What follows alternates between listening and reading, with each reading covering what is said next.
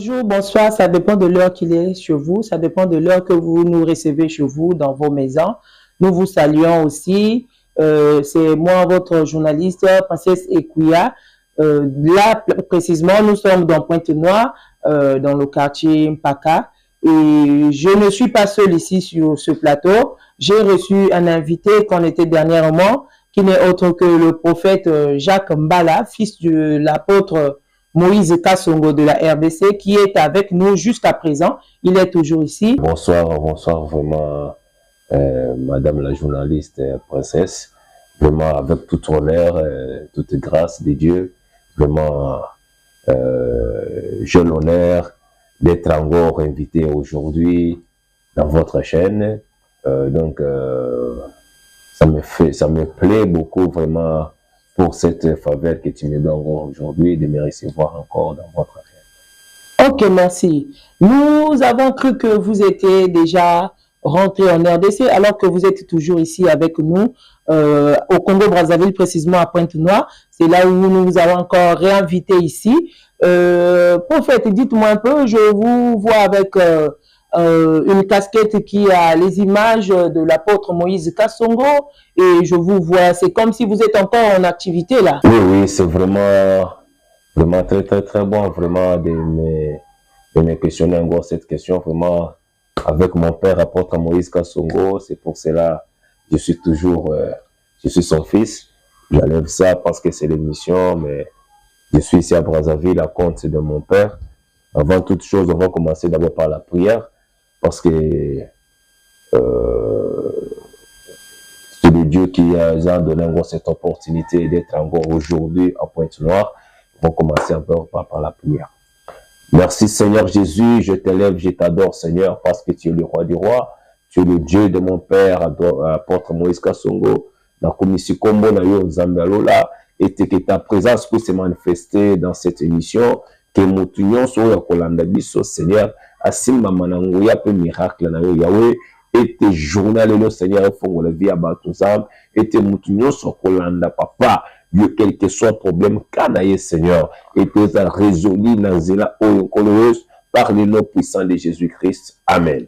Ok, prophète, excusez-moi parce que nazala moi information moko ya ko annoncer na bana Pointe-Noire, parce que batonyo sote ba comprendre Kalinga la malamu na niveau ya awa côté ya Pointe-Noire, parce que balobaka mun kutuba mbote ya beno batata ba mama ben bayinki na yinzo benke na kulanda beto monti nume yamba na plateau ya yi faso benke na kutala beto na télévision ya yike mwana ya apôtre Moïse Kassongo ina ke prophète ya Nzambi yanke vana na Kishasa yanme kuiza mission ya Nzambi kwaku yan kumbi yandike pasteur Jacques Mbala singe kota même na télévision yange même na téléphone ba yinke landa kange tape Jacques Mbala TV ngeke landili yandi pokenge sos kuzaba muntin ke na matwala ya beto ni na muzola éclaircir un peu na bayina ke na ku sosolave mbote lingala ou bien faso bet ke na kuzonzila kwa mamu bet ke na kuzonzila ke mambu ya Nzambi yini bet me yamba ke muti ya Nzambi.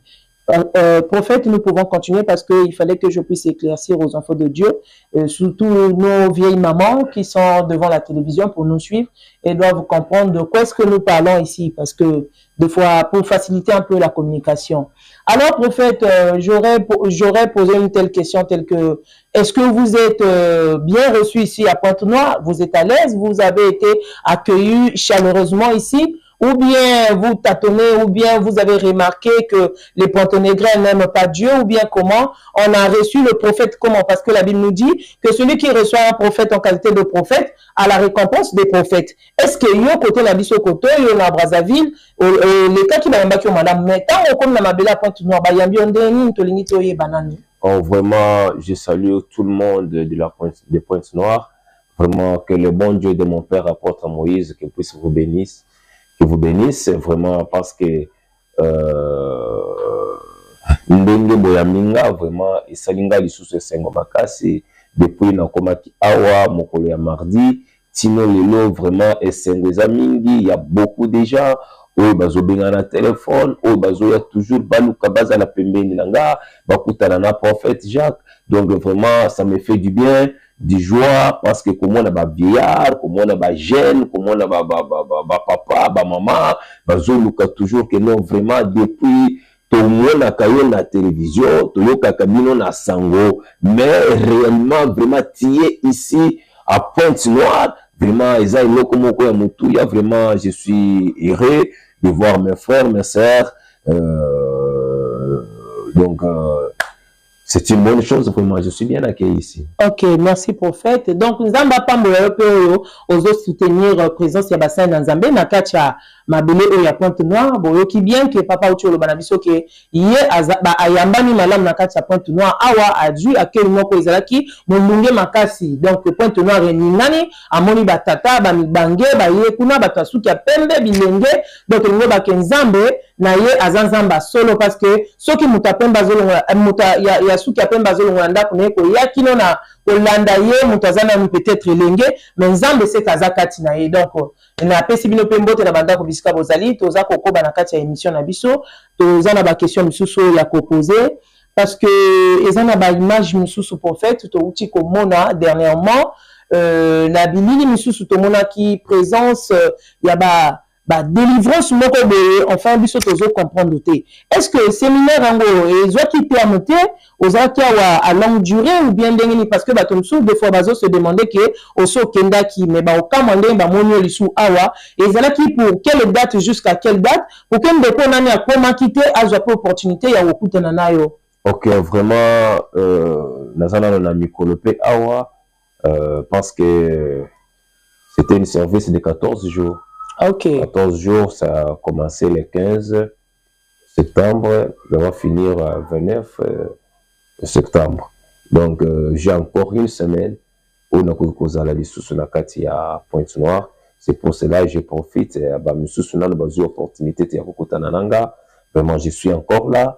Donc, vous savez par tous les moyens avant que na kende il faut tokutana na yo parce que tananga ils ont un peu belé et ils ont un peu pas tellement ébélé parce que j'ai beaucoup des invitations au Bazo Benganga partout dans ma pays Moussousou, Bazo Benganga toujours pour être là que mais tellement que je vous porte au cœur, c'est pour cela dans un tino lelo pour na koluka que bana na Zambé bako kobika bana na Zambé mission papa Tinda Kinga pour na ya ko représenter na Katia Pointe-Noire. Et c'est batu ba mona ngai te me ba mona nzambe ya papa nanga apôtre Moïse Kasongo makambo zo sala nanga makambo batu bazobika ba boite bazotambola ba malade bazobika il y a beaucoup de choses batu bazangi mabala bazo zo mabala il y a beaucoup de délivrances que je fais chaque jour parce que nazo recevoir de 8h à 14h mais des fois par rapport au nombre de bateaux, nous avons été jusqu'à 16h. Donc, moi-même, je me sens fatigué. Mais après 16h, là, je rentre encore à la maison. Je rentre encore au flat. Après, je vais aller sous par la boutou. Pourquoi pour la côté, les sous banana zambé, que ça les sous miracle pour prophétiser banana zambé, que tel ça va bon zambé apporte Moïse ne makamozo sala. Donc, c'est vraiment na kobandela isusu mpona kofacilite isusu ba mama na biso ba papa ba mibange nyonso to basi bazwi suki ya pembe waku prophète ke na kuzonzili betuke yani ke tete na kati ya Pointe-Noire yani ke kwenda ve yani ke tete kwa konge mutume kuize ve ngeke na kutala ve bien ngeke na kubela maladi ya sucre ngeke na maladi mosi ngeme dépenser ba mbongo na l'hôpital yake na kuzwa solution ve ngeto na kuiza ngebwa bani yandi parce que le kwenda ve ngewa kansango ke kiseli yanza mpiza mengeza bove si me kwenda bien me kwenda ve yanke na beto kwa ku donc si ngeke na seto kutali yandi ngeke na kutala ba numéro inke na ici mbange boki la ngeso skuza ba côté betuke bwa baneno na inzo ya nzambi. Alors prophète nalinga ki sunatali sa ba tunyo surtout ya Pointe-Noire pona ba sosla malamu nazaki na mutuna moko nalinga ki na tuna parce que ezo lekela maele na biso et comment dépasser un peu entendement ya maele ya kibomoto wana ezo senga kaka réponse ya mutu moko boye aza na dimension moko boye ya molimo oyo ekola parce que ezana ba milimo mususu ezaka faible ezana milimo mususu eza supérieur kwa totangi na makomi et pas David azaki na Daniel plutôt azaki na esprit supérieur Maintenant, prophète, tout le monde dans l'église souvent, bah, papa, bazalaka mukenanu d'abord nakala to yebi yango bongo ke kino lelo pe ba papa bazalaka batu moko bazalaka lokola un peu ba charismatique selon école na biso to banoka saki ba papa nde bazalaka na ba démonter souvent ezalaka ba mama mutu ba kweyaka ba mutu bazalaka na ba problème souvent mais comme si biso comment on a ba image kala mingi régi à côté la biso pour que bana na nzambe pe ba mona to moni ba sali na nzambe misusu lokola yo papa ba ye ba fukami ozobondela bango bazokwela mabele to moni pe ba responsable ya mboka Congo ba misusu na kati ya Pointe Noire awa to kokota kombo te parce que ça télévision to moni bango bazokwela mais to yembela kokwela wana na ba papa te to yembela ngoni na ba mama nini ezo salama po to zondi mate est-ce que nzamba tata na bino azanzambe ya qualité ni ezaki sito yena na Pointe Noire pour ça peut pas papa parce que tu es là papa n'a pas été prophète. Vraiment c'est la grâce de Dieu. Vraiment tu vois dans la vie tu es mingi batu ba koyaka ezalaka mingi ba maman, oui. Ba sœur. Oui. Mais c'est pour cela que nous avons profité pour la koyebisa yo pe papa maman ndeko zo landanga les kibana était ils attendent la bénédiction pour la moka oyo ya Brazzaville et surtout na Pointe Noire. Il y a un prophète qui est arrivé ici. Il y a un prophète qui a blacté. Il y a un prophète qui a sangissé Yokomoko. Mais nous, on croit à notre Dieu, de notre Père apôtre Moïse Kassongo. Donc, quel que soit le niveau qu'on kozala, quel que soit le problème qu'on kozala, quel que soit le grade, devant Dieu, tu es rien. Amen. Tu es rien. Tu es rien. Parce que nous avons la démonstration des enseignements. Papa, oui. Ba généraux, ba grand homme, ba magistrat. Donc, la tchèque, quand on la tchèque, quand on s'est fait le tokwe. Donc, c'est la démonstration du Saint-Esprit. C'est pour cela que le Saint-Esprit est capable de tout. Quel que soit gabarit, quel que soit le quel que soit le mais devant Dieu, tu es rien. C'est pour cela que nous avons salement. Ce n'est pas qui nous avons qui cité. D'abord, on a dit à Pembe. Ils ont comme côté de Sangisaka. Mais on croit toujours à l'éternel Dieu. Dieu m'a appelé depuis mon moment. Ah bon? Moi, je ne sais pas. Donc, parce qu'il y a des appelés, il y a aussi des élus. En fait, Nazana Motuna Moko, parce que ndenge ucho parler au lobby nzambe ya tata na yo et tout ba benga na boki bolenge mais loko moko na linga sosola malamu parce que to landaka ba image tout le monde a ba témoignage ba tomususu ba témoigner et puis quand il y a la même personne ba koya ko zonga tel que souvent plutôt na RDC tout le monde a kango sur Facebook partout que teza ki ba futa ki mbongo na témoigner mais makambo ngo lokola mbongo na ngato yokana ke sinité pasteur on za pasteur man ki ona et tout biso to lingi to yeba est-ce que biso pe na Congo to ya connaître makambo bongo te parce que tout le monde a ba pasteur rebelle o valeur na bango zo ke na ko si la considération na bango zo ke na ko si la pona ba makambo ya bongo est-ce que yo po futi bato moko bote pona ba jouer scène to pe scénario moko bon ya qualité ya bongo pour que bana Pointe Noire ba comprendre ba o nyo surtout bazana posa okutana na yo. Vraiment, et ça me tourne comme malamu. Parce que ce sont babiloko bato bazomi tuna. Bazolo est-ce que ils a vrai ou ils a le kuta, ils a montage, ils a maquilliste ou bien ils a ndengeni. Bazoye misayo ke. Ngai. Oui. Jacques Mbala. Nzambe abelanga pendant mon mois. Nga mon père, fils prêtre catholique. Donc, au botam na libota moko chrétienne. Papa nanga azalaki père franciscain. On a bateau baïbi. Moi, je suis son premier fils.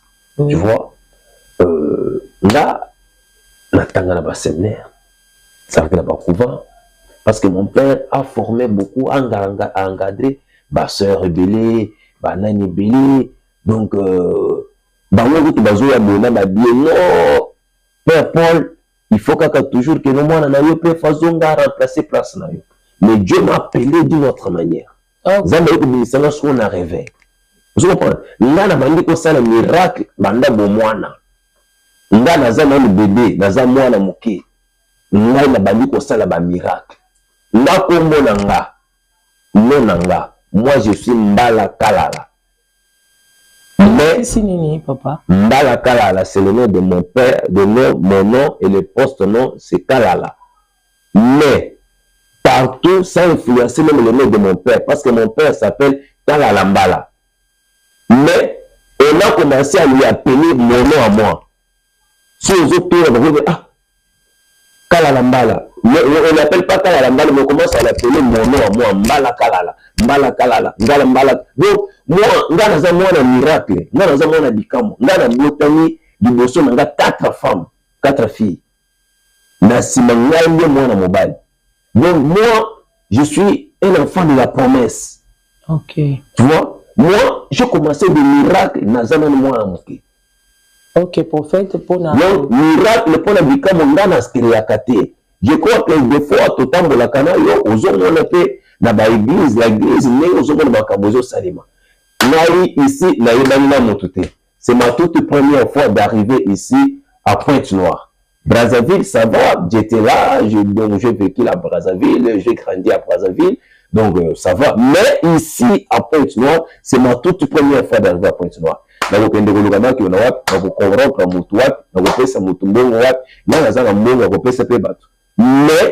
le Dieu de mon père apporte Moïse Kassongo. Nous avons ça les bikamois. Nous avons bato bazo sanza, nous avons bato bazo kangolama, bato baya kokufa bazo bomoi, bato baya na malade bazo solution, bato baya bakangani na ba problème, ba visa e kangama, ba makambo kangama bazo sande la bango, ozo na pe ba démonstration ozo sale ma diku de coup. OK. On est le keli na kinga. On a sepeli nango makasi. Ouais. Et ça la même kozimo ko mboka. Même na talaki dabari nae. Je ne croyais pas que l'autre mot au salé. Vous voyez, ma focaliser, tant ma focaliser na tcheka kaboy. Après, mimi mabe bandi ko lobakati nae. Ngai papa nae. Na mutu na tangaki, na mutu na salaki boy, na mutu na kota ki boy. Mais une autorité a télévisé ba garde, a télévisé ba mituka libanda. Donc c'est pour cela que je salue mon père apôtre Moïse Kassongo. Donc ton fils a toujours à défendre comme il y a un restauration vraiment atteint na fin ici je salue tout le monde là-bas, vraiment je suis au cœur père, je suis reconnaissant de votre grâce au salut Katinanga. OK, prophète pasteur Jacques Mbala, tozala motuna mosusu parce que bana pointe na koto bazali et belé babengaki baye réellement parce que na ndenge bato bayebeli évangile oyo mutaka Kishasa bayebeli on na makambo mbongo parce que bato musu bazolela que moyeno tombe kuna te parce que nazangi na ba finance ou bien ndenge nini pe ba mususu babengi bazoba que est-ce que bakosenga biso mbongo pena ya belete po bayebaka parce que mutu mususu te defoisa na situation azole mokuta ya nzambe pona makambo ya yoki na bato mais sika yemo wa kende ko vivre est-ce que bozo yambela bato kuna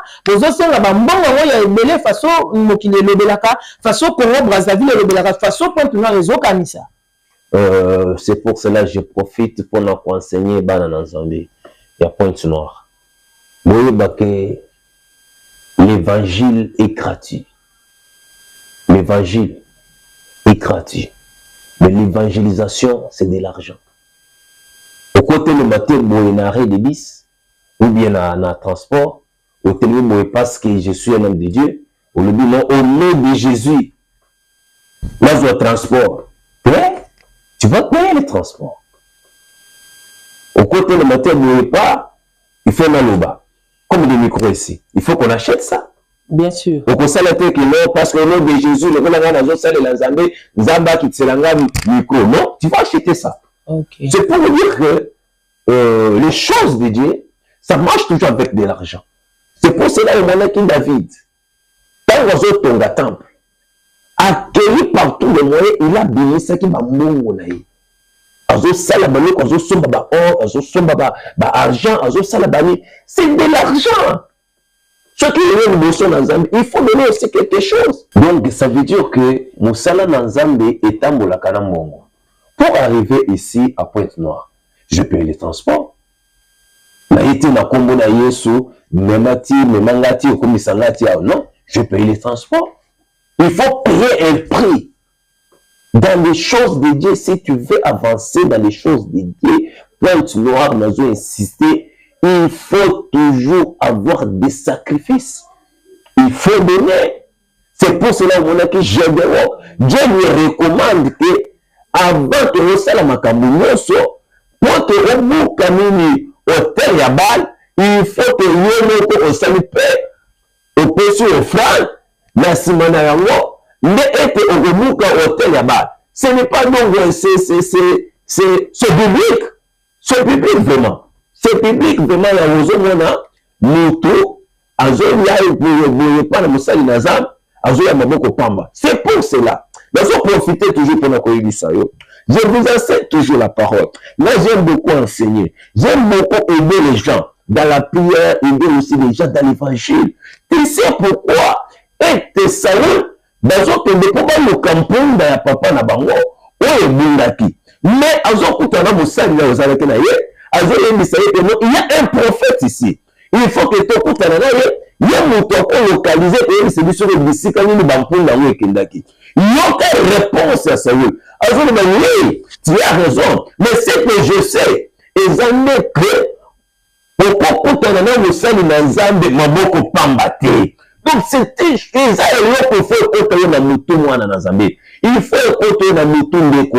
Ou il y a que Moussa la Moussa dans Zambie, Bayaka m'a beaucoup pambaté. Il faut que même la Bible confirme. En disant que tu ne peux pas venir devant l'Éternel, mais vide. Bien sûr. Il faut que tu apportes quelque chose. Ok. C'est un peu ça. Donc, par là, donc c'est normal. C'est ça l'évangile. Et c'est ce qui fait la force de l'évangile. Et c'est ce qui fait aussi la force. Par exemple, Nameni Awa, à peu près 8 personnes. Tu vois? Ah, on a Pointe-Noire. Ah, on a Pointe-Noire. Ouais, ouais. Nameni Bayembi. Mais intercesseur, namemi garde corps, namemi tunyoso, namemi tualolenge na lolenge. Souvent, maintenant, tokozo na kaka bongo, batuwa nande namemi bango. On fait un transport, hôtel batozali, tozo futa, connu à chaque jour. Ezali, donc ce sont des responsables, parce que na mabota na bango, tokozo na siko comment on ça toye ko sala musala na Nzambe, comme ça tozo. Même Jésus il faut que ça peut être bon à la poche. Et puis ceux qui n'ont pas beaucoup pour la c'est biblique, maman. C'est biblique, maman, princesse. Ah bon. Alors, yom de koyo landi, na ye li suko rappelé, yinzo yanzambi bake kuiza maboko pamba ve. Bato kuiza talaka kisali ya Nzambi maboko pamba ve. Parce que noso ina bantu zola kukabula ve, bantu zola kupesa ve. Bantu kana kutela ke moko kwenda kuna mume kwenda vamisa yandi. Yani meka tuka tamatama na Kinshasa, yani mekwenda tina na bwana ina isi ya Brazzaville, yani mebe sonde kuna nimesukuve, yani mebe na futa diaka ba transport ya equipe nyosi nimevana na manini ya yandi. Yani mekuikumawa na Pointe-Noire. Mekote mkona kuvana yende na kulala na eglise ve, yende na kulala kana inzo ya mutu ina mtungaka, samu na kusalila mbongo. Donc yani mefuta mbongo ya kulala na bisika ina na babanchina. Donc façon yende na kuzonzila ke Nzambi zola ba ina ke na volonté ya kusela kisali yandi na kilengi ba yene zabo kuyamba ba bisali ya Nzambi singeme ya makisali ya Nzambi na kilengi nyoso ngeme basisa yini ngeme sali sacrifice Nzambi mutuke vutulaka bisali ya Nzambi kisali ya bawu ni yina Nzambi filisa bawu na toto ko landalisu mwa bilili oyo ya ba délivrance o esami précisément a on a Pointe-Noire parce que ezana mutu moko pa azana tende ndenga zolanda biso azomona te na linga mona mona bazona baka ba délivrance en meto zomona te bande kwa régime ba kosunga biso ba tiela biso l'image wana lolengo zo délivrer na ba papa mibimba bazokoya et ko permettre que ba tumusuzu pe yo frère o komana ba blocage ozo sortir que makambo zo sala zo simba te ozo kokopisa na ba sala ya Nzambe te parce que na kati na yo lolengo moko bezali pour ça mon sang nzambe nani azali ya mbeta kene na ye mboka na ye ya Kinshasa.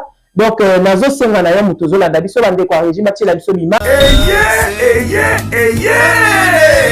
bana Dolizy, bana Nkai, bana Pointe Noire, bana Gabon, bana ya Kabinda to bengi bino boya komona limangu ya bamiracle za kosopana se kosopana. L'église Centre de Réveil Spirituel Walesa Ministry de Pointe-Noire organise une grande croisade de prières. C'est pour 14 jours de prophétie, de délivrance, de guérison et de miracles qui a pour thème la destruction des hôtels familiales et la prophétie à gogo par ces hommes qu'il a oint lui-même comme l'apôtre Moïse Kassongo, l'homme de Faya depuis Kinshasa et le pasteur Jacques Mbala et suivi du pasteur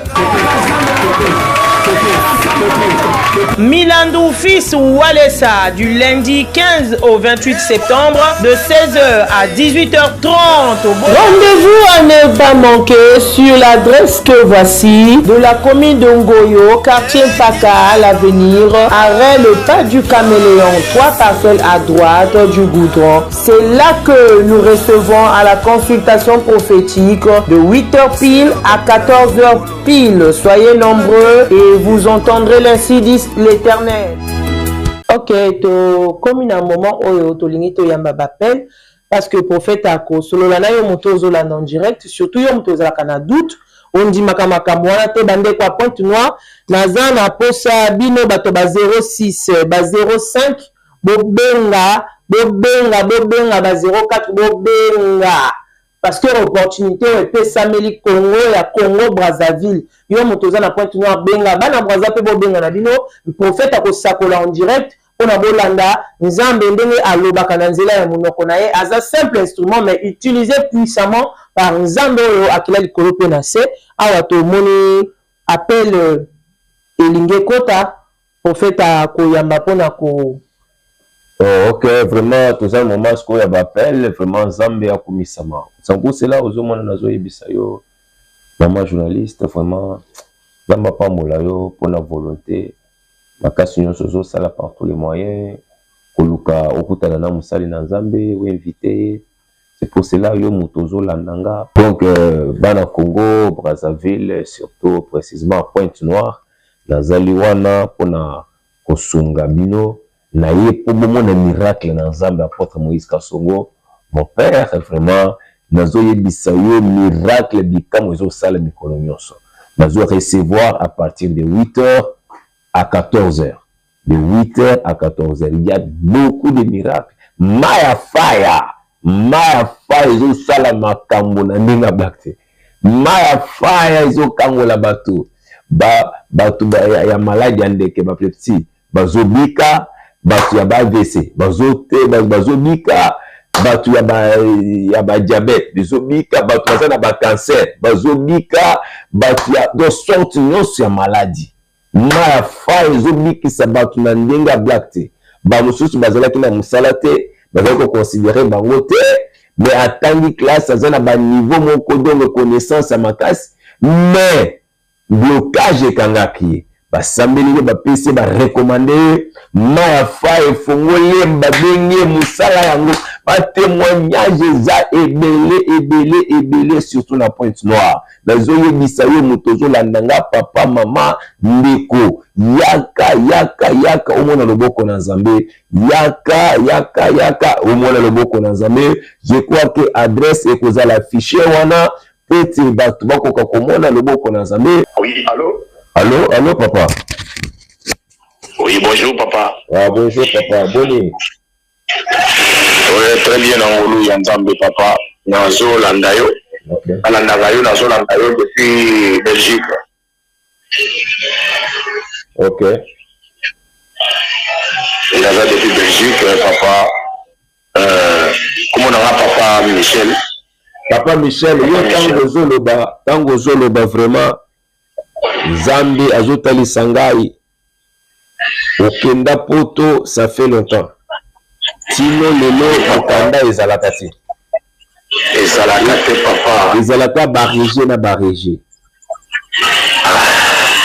obundula ndenge nyonso ezosimba te okei kutu kolinga koka moko boye mwasi moko boye ya mundele ya koko kaka mpo ozwa ata mokanda me mwasi yango mpe abenga na yo ozonga na foye ozonga na foye molimo na nzambe ezosalisanga ete mokanda na ye bakanga yango apartir ya Congo.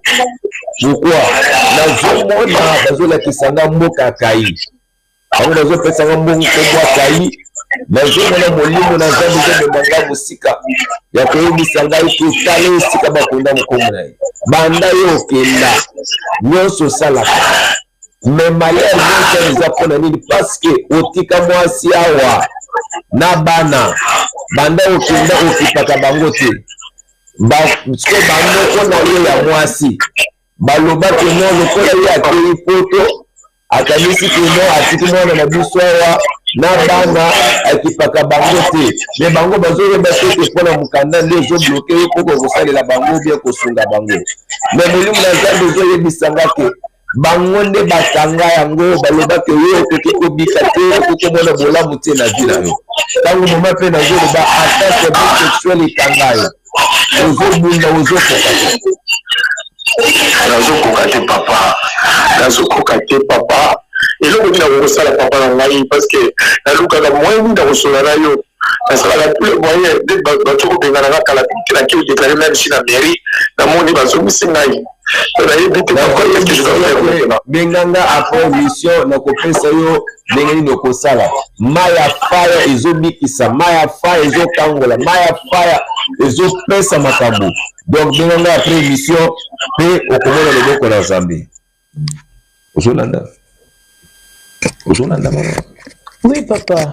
Eza te babiloko moko te nini ozomona ke moto akenda me asundola mwasi me bango bakanisa ke non akenda kozwa bomengo ebele bato lelo bazo na poto bien aimé nazoyebisa yo te poto eza pasi ya koleka na biso kokende bilanga obuki mwa matembele obuki mwa ndunda obuki mwa ngai obuki mwa lezei obuki mwa nini boye okosenga moninga akosunga mais poto chaque chose eloko nyonso basombaka yango eloko nyonso bapeyaka yango eza na eloko ya ofele eza te et surtout soki oza na mokanda te surtout ozosala pe te osimbi na ovandi na nsima moto eza pasi pour vivre na poto eza pasi pour mona vivre poto c'est pour cela nazoyebisa biso bandeko na biso nyonso baza na Afrique botika mingi kodéranger bandeko na biso baza na poto mikili baza na États-Unis baza partout komona te ke bango babongi te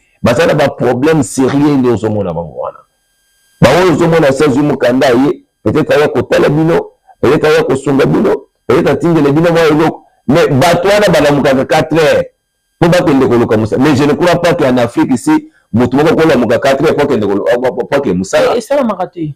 Tu vois, il faut un métro, il faut qu'un bébé, il faut ça la bébé, nous devons avoir 4 heures, nous devons avoir 3 heures, pour être encore dans la moussala, pour ne pas que pour les amender, les mots comme les air sur air. C'est pour cela, maman, papa, tout ce qui a bandé qu'on a mis sur ce bazar à poto, tout ça, tout ça, de la capone à bango, parce que les hommes, on a toujours un appel, mon colis sous.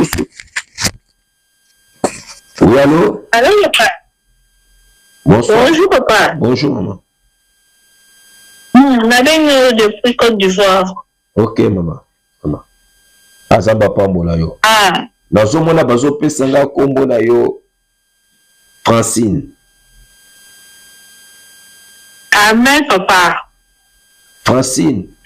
Mais eloko nazomona ezo déranger yo isa cause ya mariage. Banda okota na libala namona kobota kate. Oso sali déjà 17 ans ya mariage. Mais moi nazo simba mate.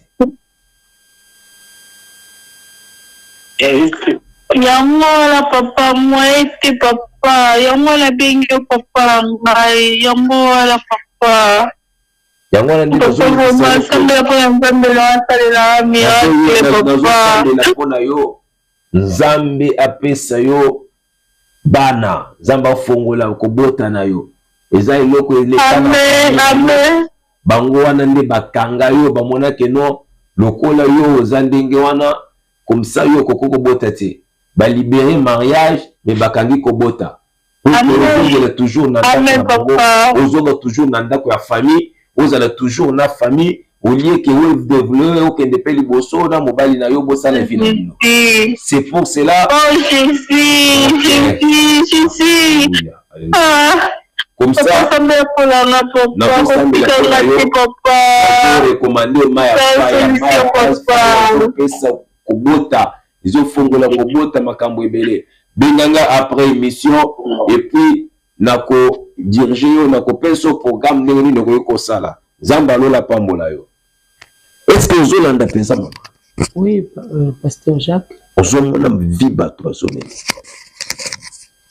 Est-ce que vous comprenez dans vie bateau bazomé na sermon? Vous avez bloqué Afrique mobimba. Afrique mobimba na zo biso ke le banazambe tozo tali sabino.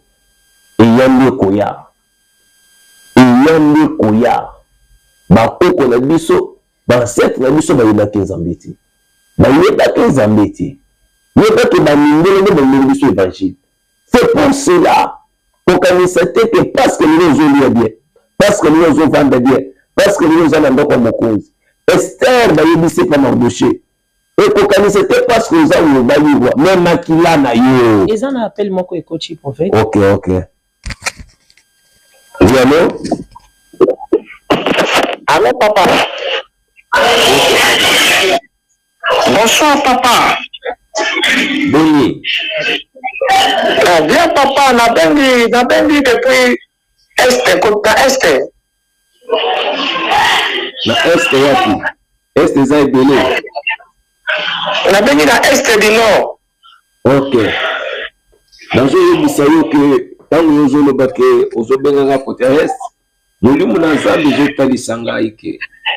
Ozamu kumoko okuga kubanda na mwasite. Basi pe balinga ta. Papa la soka. Balinga na mwasile lo. Benji eza ebele monika mwasi na boya yo. Aboye. Oui papa, oui. Eza kwa la d'abord babalisa yo mwasi ya butu. Mwasi ya butu wana moto ata voir misala na yo zoko kati. Ozo sala ba faire ezo kende liboso te. Ozo sala blocage na blocage.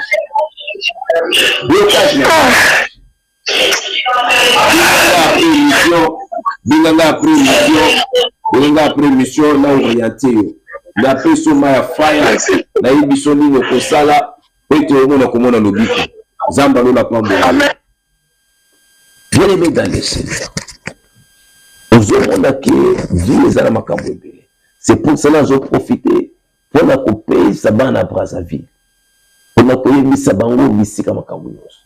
Le maman journaliste ko couper sa adresse misika bana Nzambe bazali pour balanda miso bana Pointe-Noire ba yeba ke église ezawat na recevoir kandengeni na recevoir par rapport paratir de 8h à 14h chaque jour.